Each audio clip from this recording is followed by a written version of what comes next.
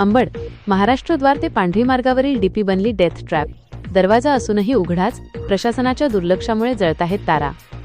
अंबड प्रतिनिधी. अंबड शहरातील महाराष्ट्रद्वार जवळून पांढरीकडे जाणाऱ्या मुख्य रस्त्यावर महावितरणचा भोंगळ कारभार समोर आला आहे. येथील विद्युत वितरण पेटीला डीपी लोखंडी दरवाजा असूनही तो कायम उघडाच टाकला जातो. या उघड्या डीपीमध्ये चक्क जिवंत विद्युत तारांनी पेट घेतला असून मोठी दुर्घटना घडण्याची शक्यता निर्माण झाली आहे.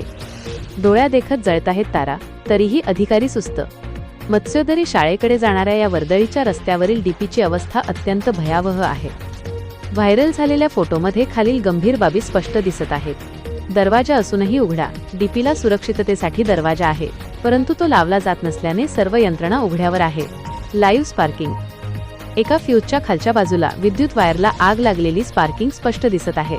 सतत होणाऱ्या या शॉर्ट सर्किटमुळे मोठा स्फोट होण्याची भीती आहे. मृत्यूला निमंत्रण.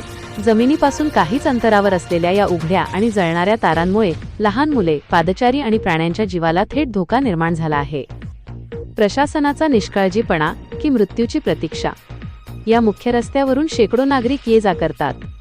दरवाजा असतानाही तो बंद का केला जात नाही? महावितरण प्रशासन एखाद्या निष्पापाचा बळी जाण्याची वाट पाहत आहे का, असा संतापजनक प्रश्न नागरिक उपस्थित करत आहेत. उघड्यावर जळणाऱ्या या तारांकडे पाहून महावितरणच्या कर्मचाऱ्यांचे याकडे लक्ष नाही का, असा सवालही विचारला जात आहे. अनर्थ घडण्यापूर्वी दुरुस्ती करा. पावसाळी वातावरण आणि त्यातच उघड्यावर जळणाऱ्या तारा, यामुळे येथे कोणत्याही क्षणी मोठी आग लागू शकते किंवा कोणालाही विजेचा धक्का बसू शकतो. महावितरणने तातडीने या जळणाऱ्या वायरची दुरुस्ती करावी आणि डीपीचा दरवाजा कायमस्वरूपी बंद राहील याची तजवीज करावी.